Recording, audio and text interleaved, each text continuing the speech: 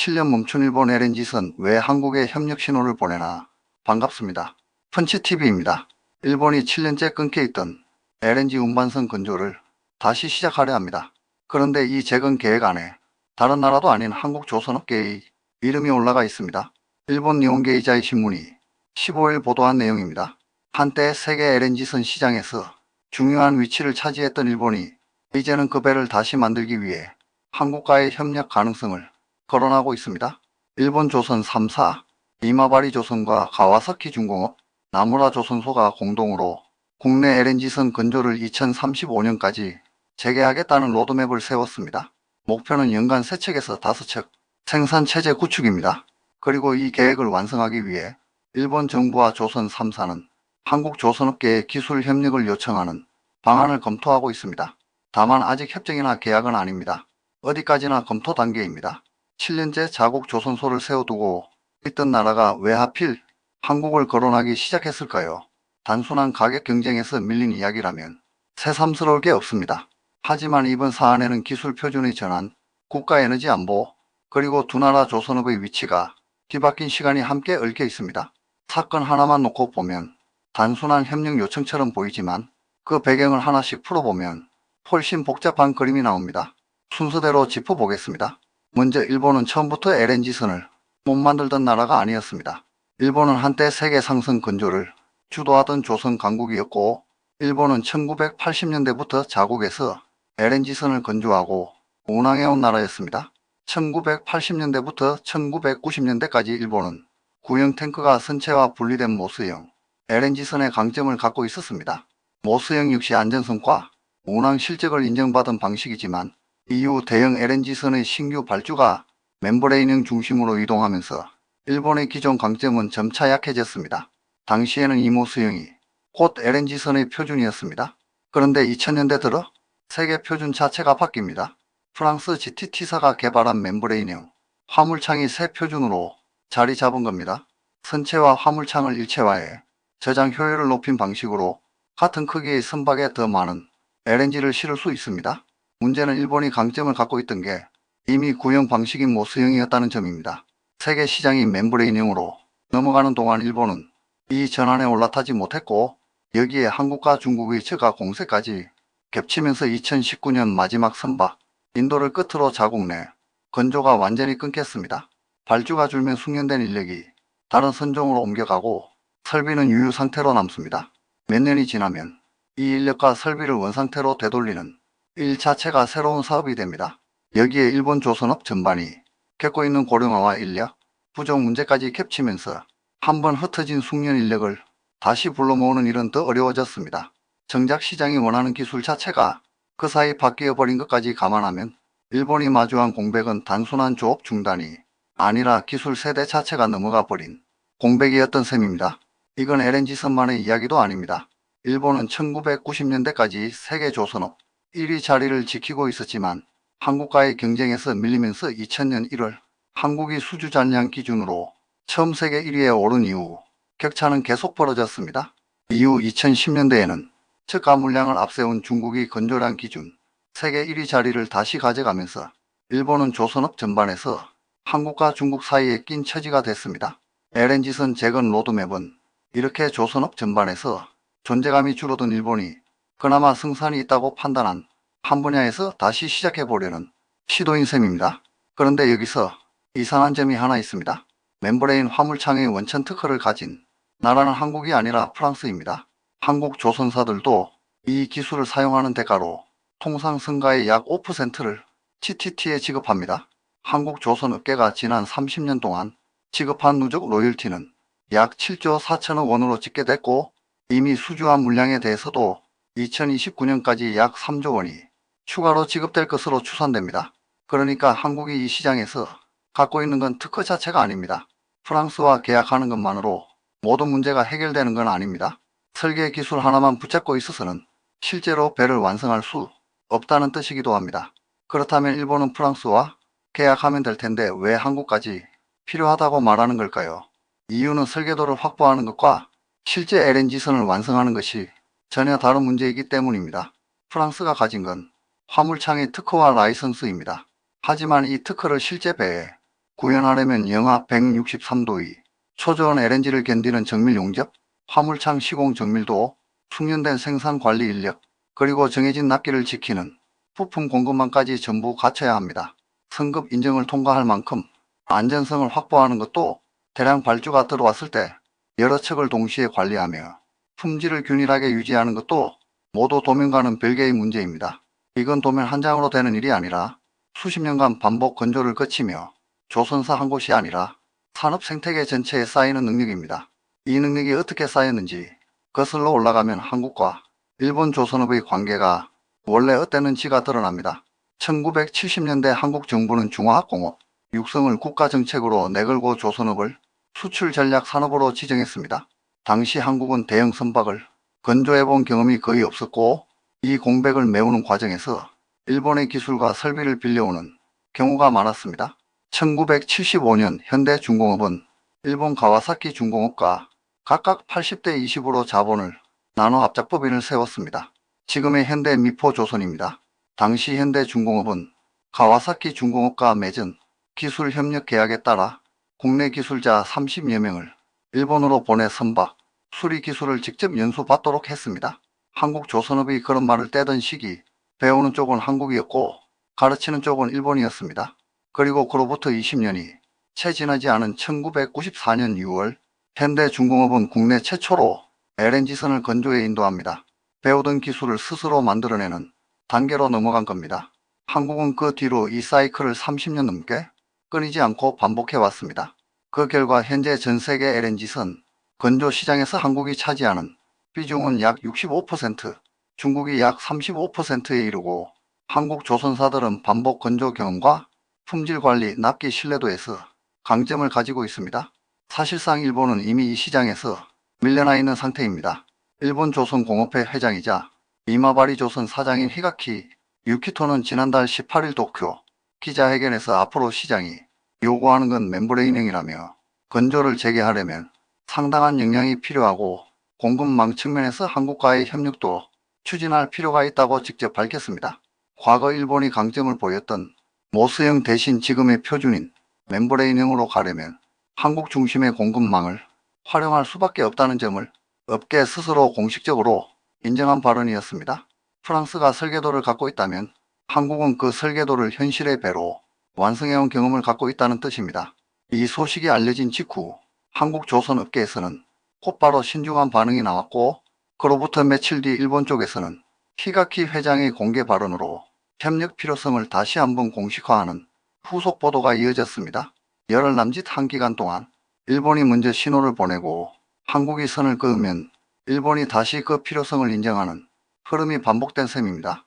이 짧은 주고받음만 봐도 지금 이 사안이 어느 한쪽의 일방적인 요청이 아니라 서로의 반응을 살피는 탐색전에 가깝다는 걸 알 수 있습니다.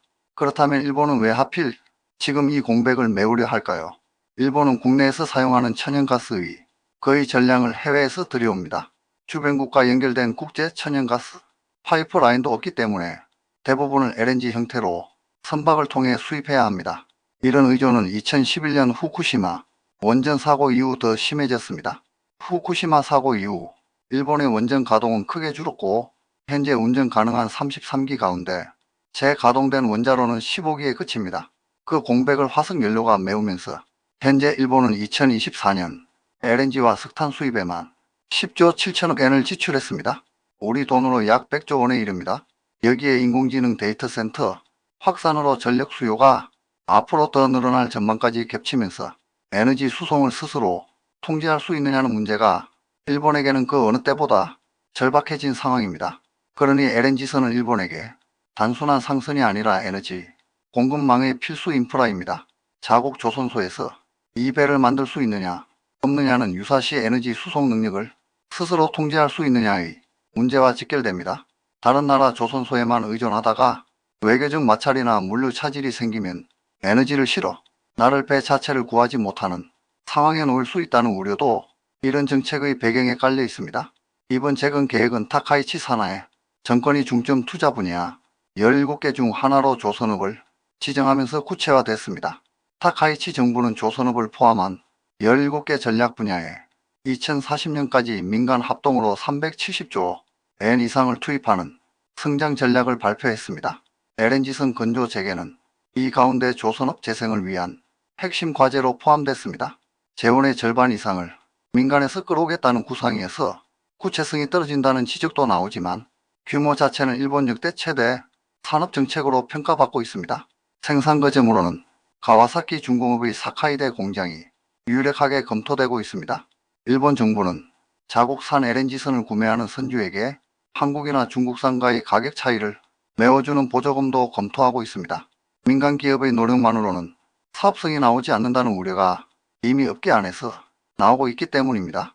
이제 마지막으로 한국이 실제로 어떤 처지에 있는지를 봐야 이 신호의 무게를 제대로 잴 수 있습니다. 한국조선 3사는 이미 2020년대 후반까지 이어지는 건조 슬롯 상당수를 채워둔 상태입니다. 카타르 한 곳에서만 100척에 가까운 LNG선을 수주해 이 가운데 상당수를 이미 인도했고 아직 60여 척의 수주 잔고가 남아있는 것으로 알려졌습니다.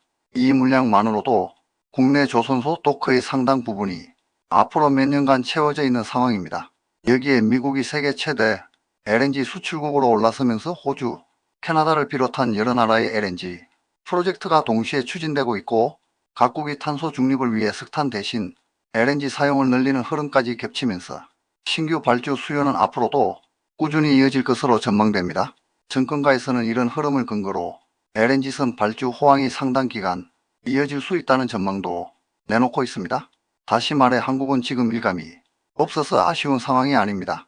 오히려 밀려드는 발주를 어떻게 순서대로 소화할지가 더 큰 고민에 가깝습니다. 이런 처지에서 나오는 협력 요청과 생산 능력이 바닥나 다급하게 나오는 요청은 받아들이는 쪽의 태도부터 다를 수밖에 없습니다. 그래서인지 한국조선업계의 반응은 신중합니다.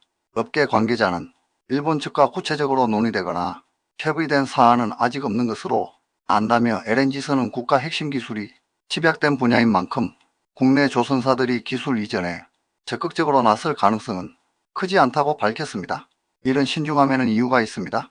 LNG 화물창 기술을 확보하기까지 한국 스스로도 오랜 시간과 막대한 로열티를 치렀고 지금도 그 부담을 줄이기 위해 정부와 조선 3사, 가스공사 등이 함께 화물창 국산화 프로젝트를 산업통상, 자원부의 초혁신경제선도 프로젝트로 지정해 추진하고 있는 상황입니다.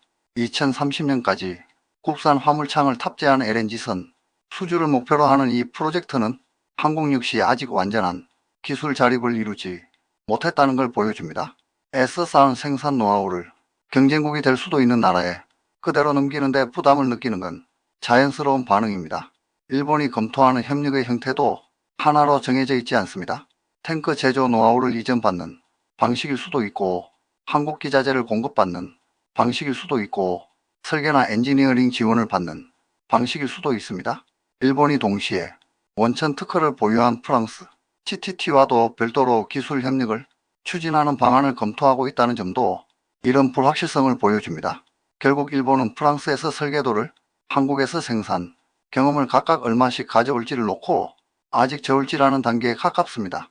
산업연구원의 한 연구위원은 한국 조선사가 엔지니어링 관련 비용을 받고 건조 과정을 지원하는 방식은 충분히 검토해 볼 수 있다며 한국형 화물창의 시장을 넓히거나 일본의 기자재와 로봇, 자동화 설비 역량을 함께 활용하는 방식의 협력도 가능하다고 설명했습니다. 다만 이 가운데 어떤 방식으로 갈지는 아직 결정된 게 없습니다. 여기에 변수도 하나 있습니다.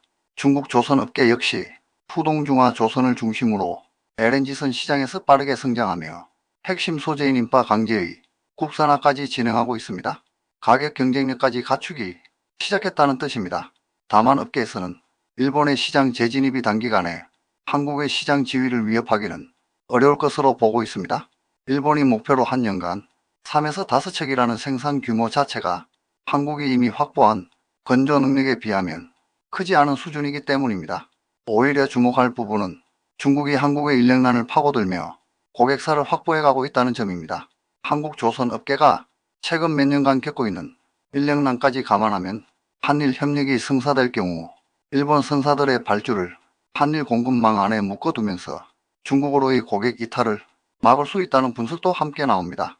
다시 말해 한국 입장에서 이 협력은 일방적으로 기술을 내주는 손해보는 거래가 아니라 중국을 견제하는 카드로도 쓰일 수 있다는 뜻입니다.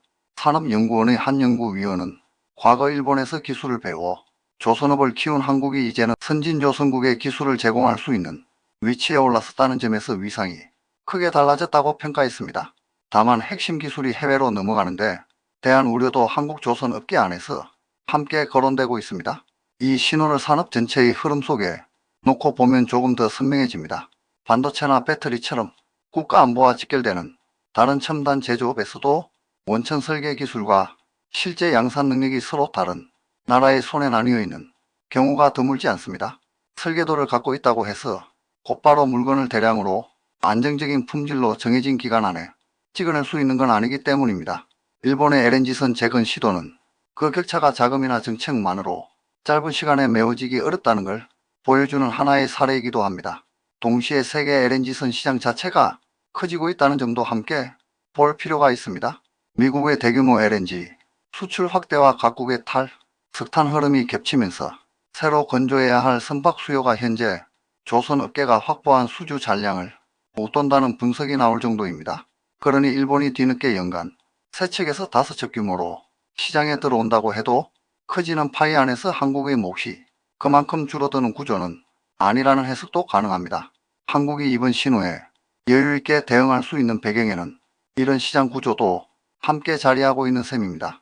반대로 일본 입장에서는 시장이 확대되는 지금 생산 기반을 복구하지 못하면 일본과 한국, 중국의 격차가 더 벌어질 수 있다는 산업적 판단도 재건 시점을 앞당긴 배경으로 볼 수 있습니다. 일본은 LNG선을 다시 만들고 싶어 합니다. 하지만 한번 끊긴 생산 생태계는 자금을 투입한다고 곧바로 돌아오지 않습니다. 게다가 그 사이 시장이 기술 표준 자체가 바뀌면서 일본은 자신들이 강점을 가졌던 방식이 아니라 한국이 주도해온 방식으로 다시 진입해야 하는 상황에 놓였습니다. 프랑스는 설계도를 갖고 있고 한국은 그 설계도를 배로 완성해온 경험을 갖고 있습니다. 일본에게 필요한 건 결국 이 두 가지 모두이고 그래서 일본이 먼저 꺼내던 카드가 한국과의 협력 가능성이었습니다. 하지만 아직 한국이 응답한 것은 없습니다. 일본이 원하는 협력이 공동 수주인지 기자재 공급인지 핵심 기술 접근인지도 분명하지 않습니다. 그리고 그 답을 정하는 건 이제 한국의 몫으로 넘어와 있습니다. 지금 중요한 사실은 하나입니다. 한때 한국이 배워야 했던 일본이 이제는 한국의 선택을 기다리는 위치에 섰다는 것입니다. 앞으로 협력이 현실화될지 아니면 일본이 던진 탐색 신호로 끝날지는 아직 알 수 없습니다. 그 사이 대형 LNG선의 중심은 일본이 강했던 모스형에서 멤브레인형으로 이동했고 한국은 그 방식을 실제 배로 완성하는 생산 경험을 30년 동안 축적했습니다. 프랑스 GTT가 원천 기술을 갖고 있다면 한국은 그 기술을 대량의 선박에 구현해온 생산 능력을 갖고 있습니다. 일본이 필요로 하는 건 결국 두 가지 모두입니다. 그러나 아직 한국이 기술을 제공하기로 한 것은 아닙니다. 일본이 먼저 협력 가능성을 꺼냈고 한국은 그 제안을 검토할 위치에 서 있을 뿐입니다. 하지만 누가 먼저 협력을 필요로 하고 누가 선택할 위치에 있는지는 과거와 분명히 달라졌습니다. 구독, 좋아요는 영상 제작에 큰 힘이 됩니다. 끝까지 시청해 주셔서 감사합니다.